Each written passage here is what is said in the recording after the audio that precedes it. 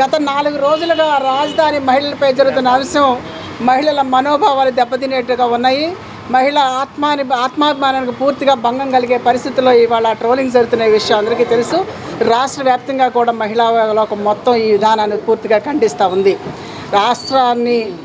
రాజధాని నడిబొడ్డిన మహిళలందరూ ఉంటే మహిళల రాజధానిని వేసుల రాజధాని ఒకళ్ళు అంటారు.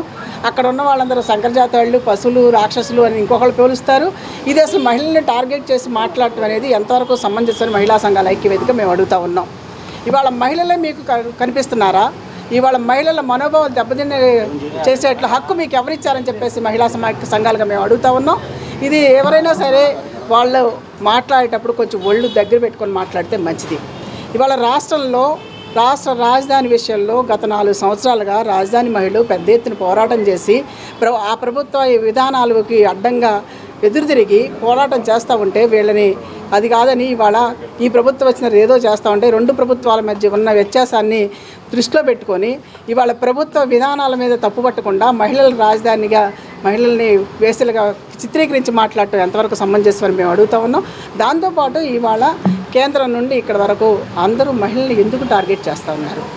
రాష్ట్రంలో కూడా కేంద్రంలో కూడా ప్రతి అంశం ఏదైనా వచ్చినప్పుడు మహిళల్ని అసాసినేట్ చేసి మాట్లాడటం. అలాగే పెహల్గాం దాడిలో చూసాం. ఉగ్రవాద దాడిని కూడా అందులో ఉన్న మహిళలు భర్తను కోల్పోయిన వాళ్ళు, తల్లిదండ్రులు కోల్పోయిన వాళ్ళ విషయంలో కూడా ట్రోలింగ్ చేయడం చూసాం. గతంలో సోనియా గాంధీ దగ్గర నుండి మమతా బెనర్జీ దగ్గర నుండి అందరినీ కూడా ట్రోల్ చేసి మాట్లాడటం చూసాం. ఇటు రాజధాని విషయంలో కాకుండా గతంలో చంద్రబాబు నాయుడు గారి భార్యని, జగన్మోహన్ రెడ్డి గారి భార్యని ఇలా ఆడవాళ్ళు ఎవరైతే రాజకీయ రంగాల్లో ఉన్నారో, సెలబ్రిటీస్గా ఉన్నారో వాళ్ళందరి మీద ట్రోల్ చేసి మాట్లాడటం ఎంతవరకు సమంజసం మేము అడుగుతూ ఉన్నాం. ప్రభుత్వానికి నిజంగానే ఈ విషయంలో కంట్రోల్ చేయాలనుకుంటే ఇవాళ 2000 ఐటీ చట్టం వచ్చింది. ఆ చట్టాన్ని కరెక్ట్గా ఎందుకు ఇంప్లిమెంట్ చేయట్లా మీరు? అది కనుక ఇంప్లిమెంట్ చేస్తే ఇవాళ ఈ ట్రోలింగ్ చేసే వాళ్ళకి అడ్డుకట్ట వేసినట్టు కాదని మేము అడుగుతూ ఉన్నాం. దాన్ని చేయకపోగా ఇవాళ సైబర్ నేర్ పెరుగుతూ ఉంది. సోషల్ మీడియాలో విచ్చలవిడిగా ట్రోలింగ్ జరుగుతూ ఉన్నాయి. దీనివల్ల మహిళల మనోభావాలు దెబ్బతింటా ఉన్నాయి. చట్టాలు సరిగ్గా ఇంప్లిమెంట్ చేయరు. చట్టాలు సక్రమంగా ఇంప్లిమెంట్ చేయటం వల్ల ఇలాంటి దుష్ట శక్తులు అసభ్య ప్రేలాపనలతో మహిళలు మరింత మనోభావాలను కించపరిచే విధంగా వాళ్ళు ప్రవర్తిస్తూ ఉంటారు. ఇవాళ సోషల్ మీడియాల దగ్గర నుండి, ఛానల్ దగ్గర నుండి అందరూ కూడా మహిళల్ని టార్గెట్ చేసుకొని మాట్లాడుతూ ఉంటే మహిళలు మళ్ళీ వెనక సనాతన సాంప్రదాయాలను దృష్టిలో పెట్టుకొని వాళ్ళు వంటింటికి ముందేలుగా మారే పరిస్థితి తీసుకొస్తున్నారనేది స్పష్టంగా అర్థమవుతుంది. ఈ ప్రభుత్వాలకు గనక నిజంగా చిత్తశుద్ధి అనేది ఉంటే కేంద్ర రాష్ట్ర ప్రభుత్వాలు ఏదైతే ఐటీ చట్టాన్ని తీసుకొచ్చాయో దానికి సక్రమంగా ఇంప్లిమెంట్ చేయాలి మహిళా సంఘాల ఐక్యవేదిక మేము అడుగుతా ఉన్నాం. దాంతోపాటు ఇవాళ వెంటనే ఏదైతే ఈ 4 రోజుల నుండి జరుగుతుందో రాజధాని అంశం మీద ఎవరైతే దాంట్లో మాట్లాడే ఇప్పటికే కొమ్మినేని శ్రీనివాసరావు గారిని ఆయన్ని అరెస్ట్ చేశారు. ఆ కృష్ణరాజు గారిని ఆయన ఇంకా దొరకలేదని చెప్తున్నారు.